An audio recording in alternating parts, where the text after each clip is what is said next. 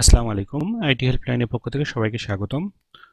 তো আমরা বিশ্বাস করি যে আইটি হেল্পলাইন হচ্ছে এক্সপার্ট আইটি সাপোর্ট সার্ভিসেস। তো আজকে আমি যে টিউটোরিয়াল নিয়ে এসেছি সেটি হচ্ছে Microsoft Excel formula and function Bangla tutorial. এই টিউটোরিয়ালে আজকে আমি দেখাবো কিভাবে একটা সেলের লেখাকে আপনি স্প্লিট করে দুই তিনটা সেলে দিতে পারেন। আমরা সাধারণত একটা সেলে অনেক ধাপের লেখা থাকে, সেক্ষেত্রে আমরা কি করব, সেই লেখাগুলোকে বিভিন্ন সেলে বন্টন করে দেব। দেখা যাচ্ছে এখানে একটা সেলে আমার আছে ফার্স্ট নেম, লাস্ট নেম এবং হচ্ছে এজ আছে।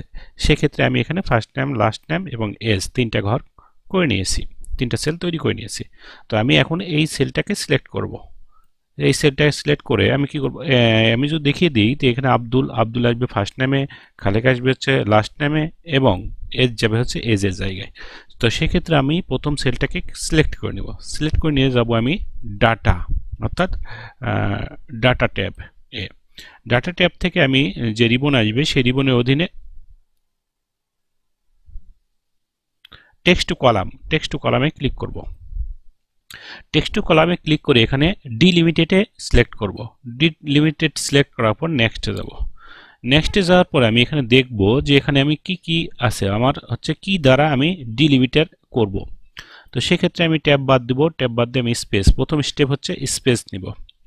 আমার ডিলিমিটেড হয়ে গেল প্রথম স্টেপে। দ্বিতীয় স্টেপে আমার কি আদার্সে কি আছে, আমার এখানে ড্যাশ আছে, তাহলে আমি ড্যাশ লিখে দেব। ড্যাশ লিখে দিলে দেখুন আমাদের ডিলিমিটেড হয়ে গেল একটা, দুইটা, তিনটা। ওকে, নেক্সট করলাম। নেক্সট করার পর আমাকে এখন দেখে দিতে হবে যে ডেস্টিনেশন দেখে দিতে হবে যে কোথায় এটা আমি রাখবো।